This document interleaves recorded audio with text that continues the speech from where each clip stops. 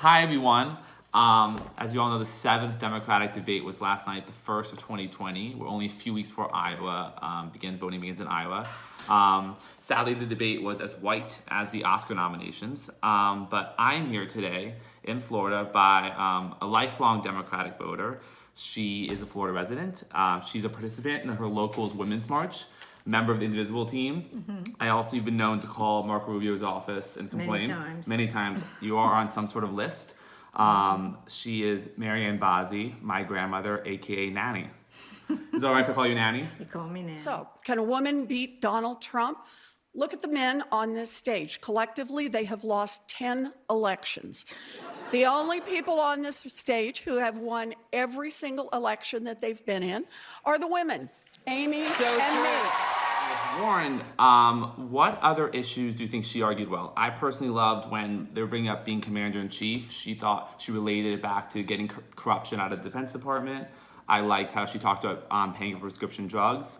Do you think she argued her case well on why she is the best person to lead this country? Yes, I think she really did, and she really made me believe that she could be an excellent president of the United States. It's just that a lot of the things she says scares a lot of people. Right, so speaking of which, so how do your friends on the key? Oh, forget it. Forget it. Forget it. It was a mistake, and I acknowledge that.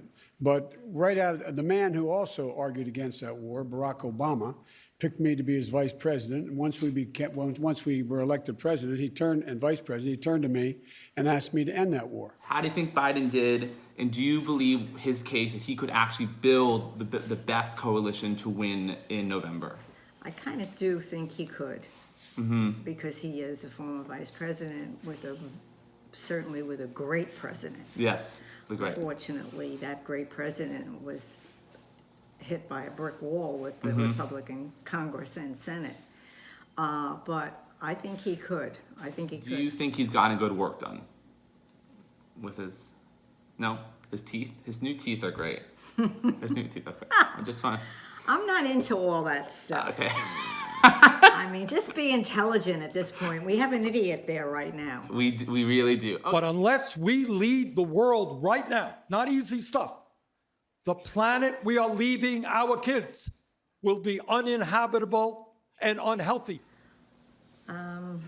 I'm not particularly crazy about Bernie Sanders. I know he has a lot of good ideas, and he's basically wants to help people, the average American person.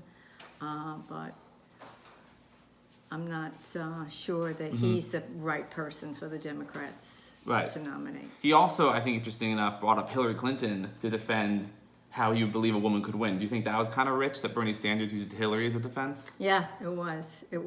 But she did win, really. She did. We firmly believe that. You walk 25,000 steps a day. You play tennis. You play golf. What is your advice to Bernie Sanders to keep his heart working, healthy, beating? God, it's the luck of the draw when you're dealing with your heart and you're his age. I mean, luck of the draw. It's a luck of the draw. I'm ready to take on Donald Trump because when he gets to the tough talk and the chest thumping, he'll have to stand next to an American war veteran and explain how he pretended bone spurs made him ineligible to serve. And the only problem I thought is when Pete Buttigieg is polling against 0% with black people, and he basically tried to talk about all his black friends, but I don't believe him.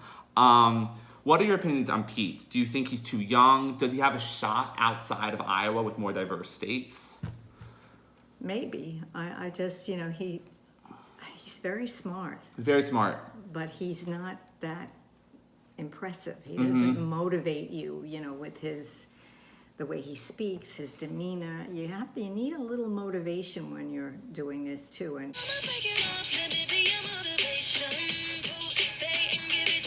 up next, Amy, the cold never bothered her anyway. Klobuchar. This was her make or break moment. She is outside of the top 4. I think it is much better to build on the Affordable Care Act. And if you want to be practical and progressive at the same time and have a plan and not a pipe dream, you have to show how you're going to pay for it. I thought she ate up that healthcare debate like she eats salads with combs. Do you know that? Do you know that story? She made her intern clean it. Oh, yeah. It's a horrible I know. story. How do you think Amy did? Do you think she will see an improvement after this debate? I like her. You like her, I yeah. like her. You She's were smart. saying that. We were watching. Like she's really smart. She's smart. And up next is Tom Styer, who I really don't want to talk about, but he looks into the camera like this, and I guess he did a good, for the richest guy on that stage, I don't know why he can't buy another tie. He wears that same tie every single time.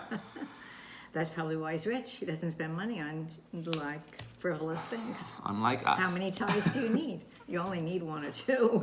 That's very true. I guess my only thing about him is after the debate, there was this exchange between Elizabeth Warren and Bernie Sanders where Bernie went to shake her hand and Warren pulled her hand back, and Styer was standing in between them. This is the first time I actually want to hear what Styer has to say. Do you agree with me? Yes, I do agree with you. I would like to know what went on there. Okay, well, we're at the end. Any final notes you want to give, advice you want to give to the candidates, or advice you want to give to Democratic voters out there?